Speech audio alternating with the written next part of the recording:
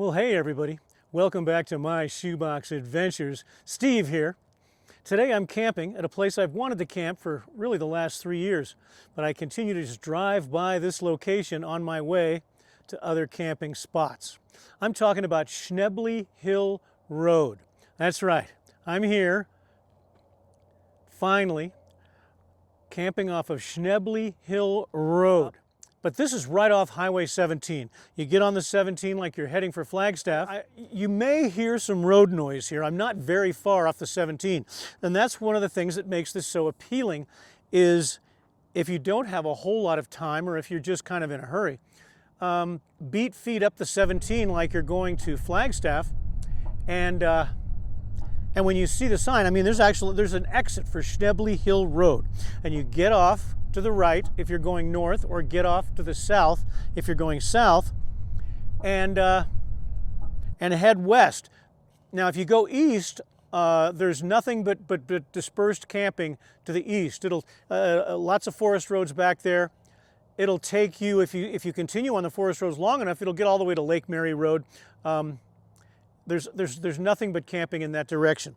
If you go west on Schnebly Hill Road, you can see there's Schnebly Hill Road right there, and somebody should be driving by. I don't know if you caught that. Sorry about spinning the camera around. But if you go west, the camping begins immediately. I mean, you can literally camp so close to the freeway that you can see the traffic going by. Well, that's a little too close for me. And the reason that you want to be there, I forgot about this. A lot of people, this is important to a lot of people, is cell signal. The further west you go on Schnebly Hill, the more diminished and finally disappearing your cell signal will be. Now, I've never camped here before. This is my first time. You're seeing it for the first time with me. And we're going to explore. I'm going to investigate and see where that signal disappears, see if it ever comes back. I didn't want to take a chance on that, and I did want cell service. I need to make contact with a few people, so I got off Schnebly Hill Road relatively early, relatively soon after I got off the highway. And so I can still hear. I'm pointing the camera at the freeway. You can't see any traffic, but I can hear traffic. And that doesn't bother me at all, because what I wanted to do was work my way closer to the valley. But, you know, why cut the season short? This is going to be the end of it, so let me finally camp here. A good time to stop at 6,400 feet and explore Schnebly Hill Road. So I'm gonna grab my snack here real quick and unpack a few more things. I've got to get I'll give you a look here. I've got to get my solo stove out. I want to have a fire, and you know, there's a nice fire ring here. I haven't looked at this yet. Darn it! I see that did somebody leave trash? Not too bad. At least it's not bottles and cans, but I can get rid of that. So that's a fairly clean fire ring. And but the bonus is somebody collected some wood. I don't have to go out and harvest wood. There's wood right here. I've got my little chainsaw, my little Ryobi 18-volt chainsaw, so I'll be cutting that into smaller pieces to fit in my solo stove and having a fire tonight. It's going to be wonderful. So let me have a snack, do a few things, and then I'll get back with you. We'll see what we can find. The sun's going down. Because it's late in the season, it is, I think, what is the date today? It's November 1st. November. God, summer really hung on this year. November 1st. So the sun is setting earlier and earlier. And I've been fooling around here. I've only got about, I don't know, 2.5, 3 hours of real daylight left. So let me do a couple of things, and I'll be back. Okay, yeah. Let's see what kind of progress I've made here at Schnebly Hill Road. I got to apologize to you guys for being gone so long. We'll talk about what I did this summer, and but we'll do that later. Right now we got to focus on Schnebly Hill Road. So I had my snack. I've cut up some wood. I grabbed my little saw, did some wood here, and I've broke out the solo stove. I've got it ready to light, and I'm not rubbing two sticks together Today I'm starting the fire with tumbleweeds. Yeah, those work really well. So cheating, I guess. You just put that at the bottom, underneath that pile, that fuzzy looking stuff that you see down there. That's a tumbleweed. We're gonna light that. Fire's gonna light every time. I've raked away. You can see I raked the ground. I might have to rake a little bit more right here. I like to keep the pine needles away just in case something pops out. Don't want to be that guy. No. I've got this pretty squared away. Maybe, just maybe, it's time to explore Schnebly Hill Road, shall we? All right. I'll be back. Well, good morning, everyone. It's a beautiful Saturday morning here on Schnebly Hill Road. I just woke up. Well, I've been up for 15 or 20 minutes. Let's take a look. My camper's a mess, I'm sorry, and also the lighting's terrible. Well, let's show you outside first. Not good with these morning things there. The sun's coming up. We've got my solo stove there. I had a wonderful campfire last night. Sun is just coming up. And I've got my my clever dripper here, my coffee maker. I've got coffee inside. I'm going to put some boiling water in there. And of course, here's my bed over here. I don't know if you can see much in this lighting. I was warm and toasty in there last night. Got my little Bluetti. I keep that there for my electric blanket or any other things I need to do. My electric blanket, I just got a new one. It's not a 12 volt, it's a 110, so it sucks a little more power. And I only have 12 volts in the camper. I don't have 110, so the Bluetti comes in handy. We've got, when I woke up, it was, I don't know, can you guys read this? Is that showing up at all? Maybe if I help it along here. How about here? Just reflects, doesn't it? This is my thermometer. Of course, it's got a clock that's never right, so ignore that if you can see that, but it's 33 degrees outside. It was 32 a half an hour ago, so it's warming right up. It's 63 degrees inside. I've been running the Aldi system for a while. When I woke up in the morning, I never sleep with heat on, and I usually leave all the windows open. Last night I did not. I had the vent. I like to vent the camper, so the roof vent was open, so that cold air was just falling in. Can't find a good spot where there's any lighting here, and boy, it was 32 outside when I got up, and it was 44 inside. Now I love that. You guys are all cringing. It was so cold, but I've got my wool blanket, my goose down, and my electric blanket all working together, plus a goose down pillow. I'm warm and toasty in there, and I like the cold air on my face. It goes back to my Boy Scout days, camping in the Sierras. I like that feeling. But once I get up, I don't want it to be 46 in here anymore. So I turned on the Aldi, went back to bed for half an hour, and then I turned the Aldi off, and I'm supplementing with, of course, my little Cupid heater down here with the fan behind it, warming everything up nicely. I like that. And there's my situation. Let me pour some hot water on my clever dripper. I like this, not to jump from subject to subject. This is, it's not your typical drip coffee maker. It holds the water in the grounds like a French press. Holds the water in there, steeping and brewing until you're ready to dump it into your cup. So I like this. And the cleanup is really easy. You just throw away the filter. So now not watching what I'm doing. So there we go. Let me put my teapot down, and we cover it up so you don't lose all that heat.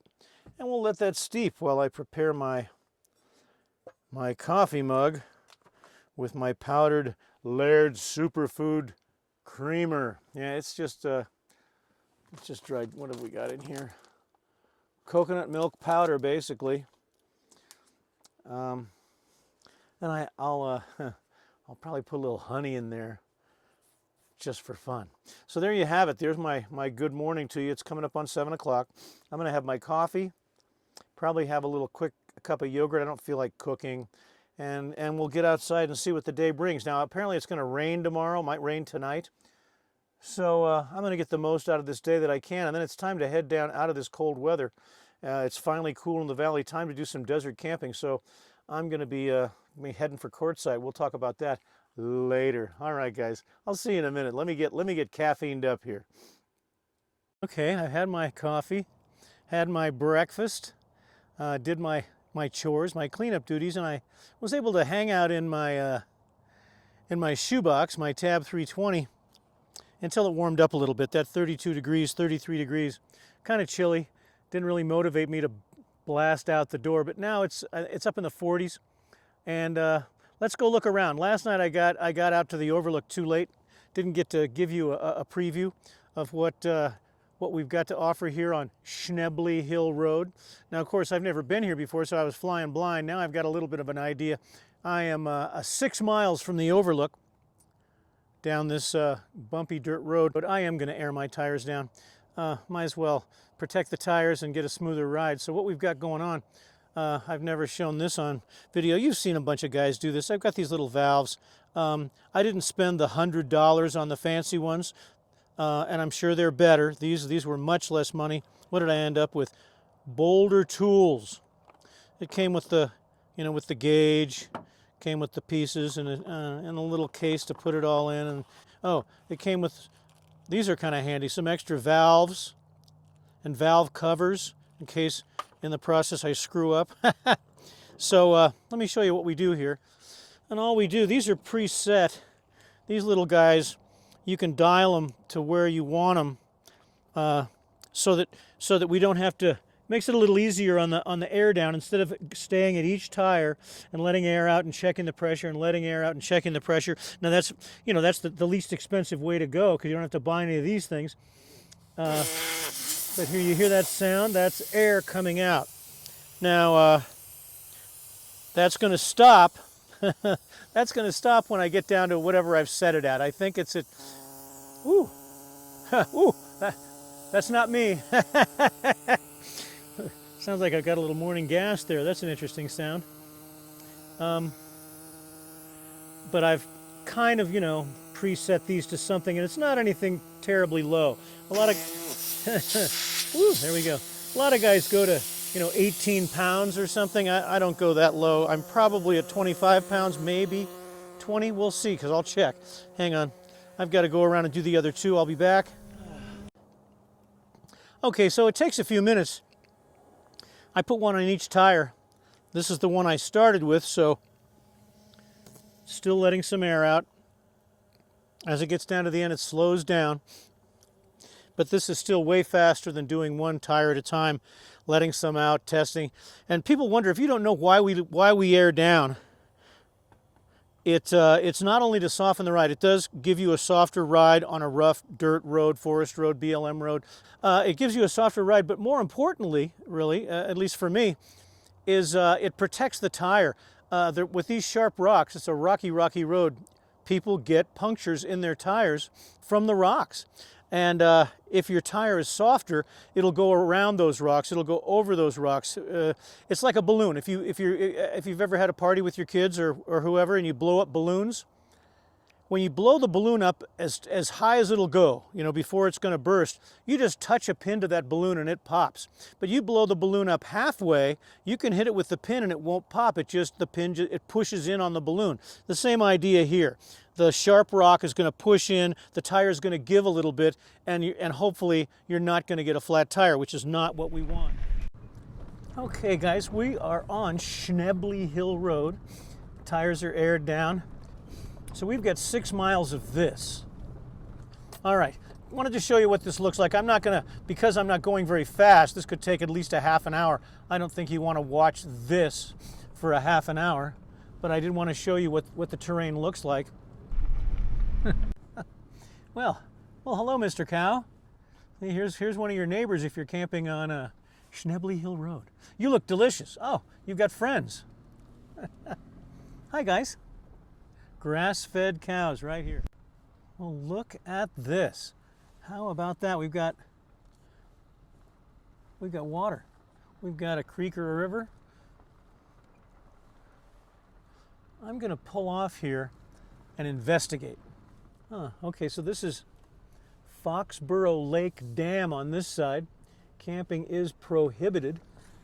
Ooh, but we're not camping. We're just taking a look.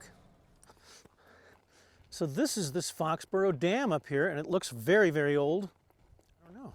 So here it is. It's obviously got some modern touches to it. But look at there. So this dam, the river flows that way. So the water, if it was holding water, I'd be chest deep right now on this side of the dam. So this is normally filled with water. It's not going to hold a lot, but would certainly help with all kinds of things. Look at the construction here. This is super old. Kudos to the guys that did it. Ground's a little soft. And here is what they reduce it to, that, and my shadow's covering it up. There's a culvert here, so the water can flow through there all the time, but just that much. So when it's really raining and the water, and this is filling up, you know, this holds it back. But as you can see, a big piece of it's missing. So sometimes dams fail, you know, especially when they get full to the brim. Water was probably cresting this dam. It was probably coming in so fast that that relief valve down at the bottom wasn't enough, and water was flowing over the top, and it finally gave. It eroded. Usually there's a crack, there's a little weak spot. You know, the little Dutch boy put his finger in the dike, that kind of story. So a little bit of water came through, and it slowly eroded, and finally this all gave way. But wow, interesting stuff. Didn't know this was here. All right, wanted to give you another look at the other side of the culvert here. Here's the road, of course, right? So the dam is over here. We come around here, pan around, and here's where the water flows from. It's really pretty, isn't it? Nice, yeah, I'll bet in a heavy winter there's a lot of water in here. Because if the dam was holding it back, this would be full. It would be shallow, but it would be full, you know. Beautiful area. Look at the aspen trees or the cottonwood trees in the distance are all changing color. It's a wonderful time of year.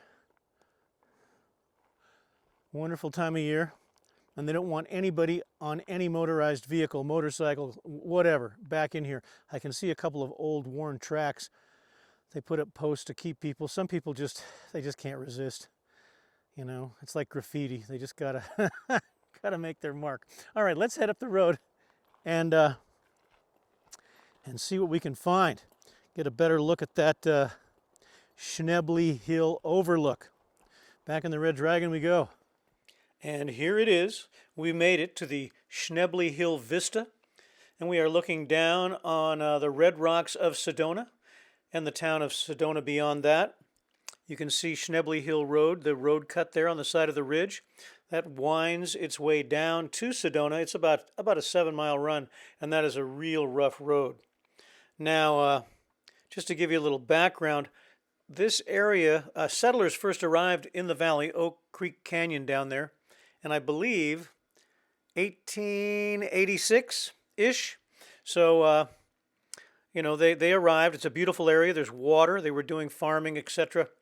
And so the area grew, and there was traffic. There was commerce. There were people going from here up to Flagstaff. Flagstaff, if they were going south, they would come through this area. And there was a problem. They didn't have a direct route, no direct route from down there to up here where we are right now. They had to go south, in fact, for about 12 miles, 10 to 12 miles, and then turn east and work their way over to a trail that is now approximately what we've got for Highway 17. And it took 4 days to get to Flagstaff and 4 days to get back. And after a while, they got tired of that. That was too much. They needed a shortcut. And in 1896, they finally decided to cut a road. There was a farmer, a rancher, a cattleman named Munns. And Munns would run his cattle up a trail that is now, of course, Schnebly Hill Road. These guys saw these cattle moving up, and they thought, let's make a road out of that cattle trail, and they did.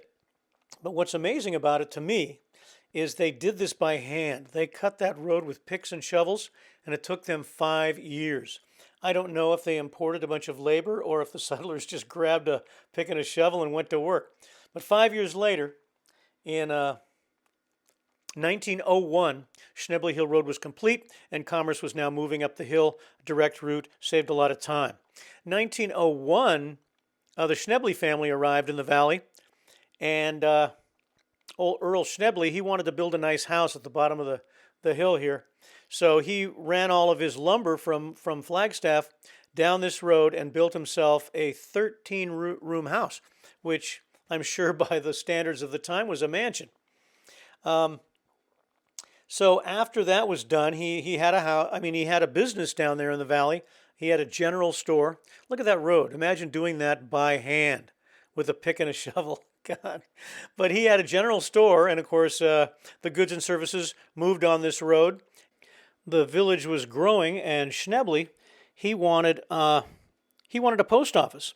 So he petitioned the government, the postal department, to put a post office here, and he submitted a couple of possible names for this post office. I think one was Schnebly Junction or Schnebly Crossing. Another one was Oak Creek Junction or Oak Creek Crossing.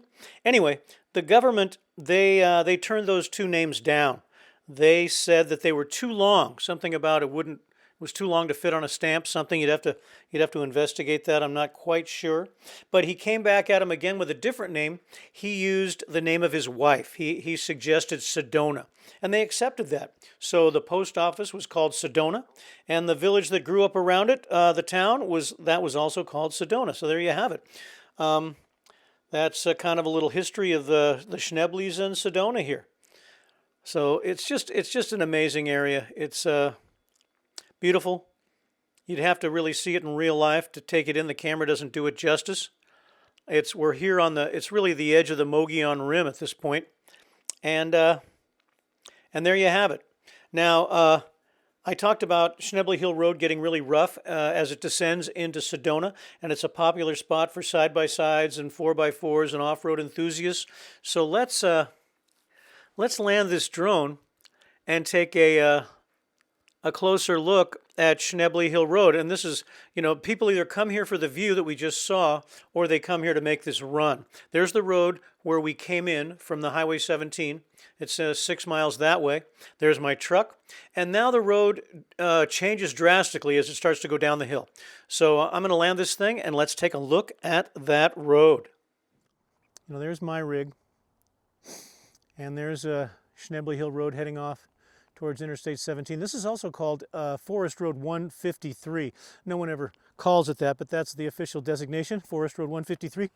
But look at how the road, this is where we start going down the hill. This is the big altitude change, and the road cuts, you can see the road cut there. And it goes all the way to Sedona. And look at the condition of this road. I mean, right out of the gate, we can see, this is why I say if you've got a Prius or a Honda Civic, do not do this. My truck would make it, I'm pretty sure, but I'm not going to do it. Nothing like a Toyota 4Runner. I'm going to get out of the way.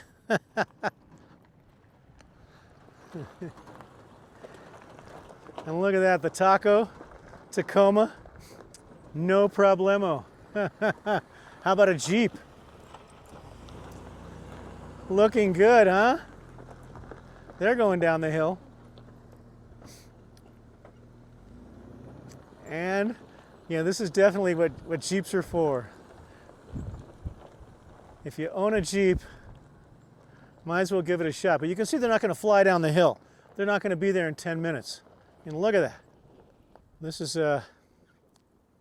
is famous. They get the badge of honor to stick on the back of their Jeep when they complete that road all the way down. And it goes on, like 7 miles. This is really technically the Mogollon Rim, more of the Mogollon Rim on this west end. And there's camping right up there, right up on the edge. There are campsites. If you've got a high clearance vehicle, you can get up there. Most of these guys have rooftop tents or they're tent campers. There are some overland trailers, of course, we know about that'll go wherever a Jeep will go. You could have that too, those tiny ones. But it's a great area. Bottom line, it's just spectacular. But look how slow these guys have to go because it's so rough. They're just bouncing. Oh, something scraped there. They've got high clearance and they still scraped. Yeah, and sometimes, you know, quite often somebody's coming up from the bottom and you have to pass. That's that's a whole new ball game. But there's Schnebly Hill Road. That is the attraction for all the overlanders, the Jeep guys, the Toyota Tacomas, the 4Runners. Schnebly Hill Road. And Sedona in the distance. So what did you guys think of Schnebly Hill Road? Let me know in the comments. I thought it was a pretty wonderful spot, and there's a whole lot to explore up here. Way more than I saw on this trip. So next spring, because I'm probably not coming back to the high country till spring, we'll try to get back here again and see what's what. Explore further. All right? All right, guys. If you have any questions, comments, you know where to leave them. And I'll see you next time.